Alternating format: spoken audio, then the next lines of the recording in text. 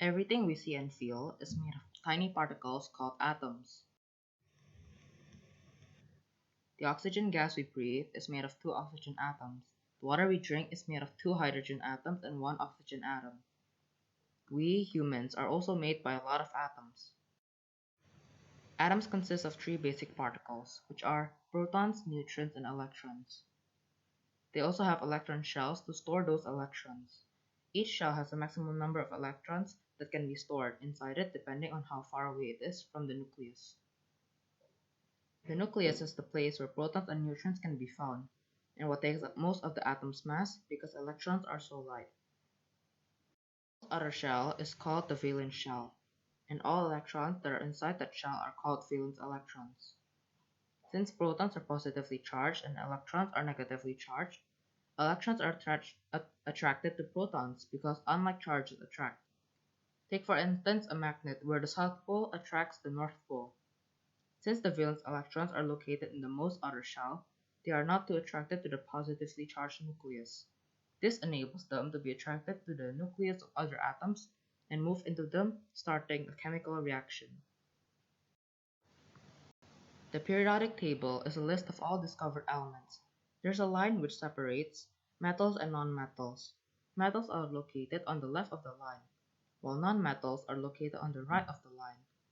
Different numbers of protons, neutrons, and electrons make up different atoms. These atoms bind to each other to create different elements in the periodic table.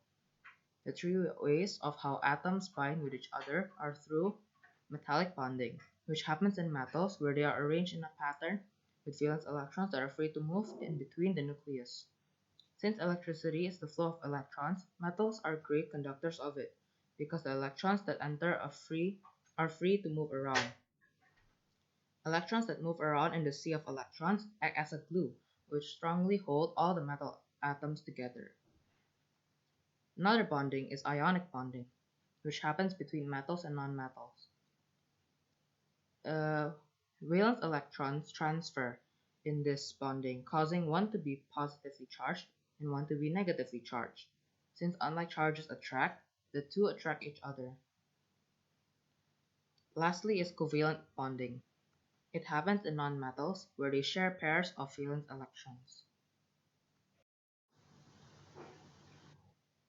Everything can change through chemical reaction, which takes place almost anywhere, such as when we burn things to produce heat, or when metal objects gain oxygen to produce rust. Even the food inside of us changes form due to digestion. Ever wondered how humans get energy from food? This is because of another chemical reaction called respiration, where we take in food and oxygen to produce energy, water, and carbon dioxide. Chemical reactions are also present in plants. The most obvious is photosynthesis, where plants take in carbon dioxide and water to produce oxygen and glucose through the sun's energy, trapped in its chloroplast. In the periodic table, some elements are more reactive than the others. This can be viewed through the reactivity series. The displacement reaction is a reaction that happens when atoms are replaced by other more reactive atoms than itself. Humans use this reaction to get pure forms of metals, such as iron from iron ore. Iron ore is iron oxide. Since magnesium is more reactive than iron, it can be used to replace iron in a displacement reaction, producing pure iron and magnesium oxide. The reactivity series can also be used to prevent rusting through covering iron with metals that are more reactive than it, so that covering will rust in preference to the iron. In conclusion, everything is made of tiny particles called atoms, which consist of protons, neutrons, and electrons. Objects can change through chemical reactions. Chemistry is found everywhere, so chemistry is everything. It is important for us to learn chemistry because it can help us to solve problems such as rusting and give us more knowledge of ourselves and the incredible world we live in.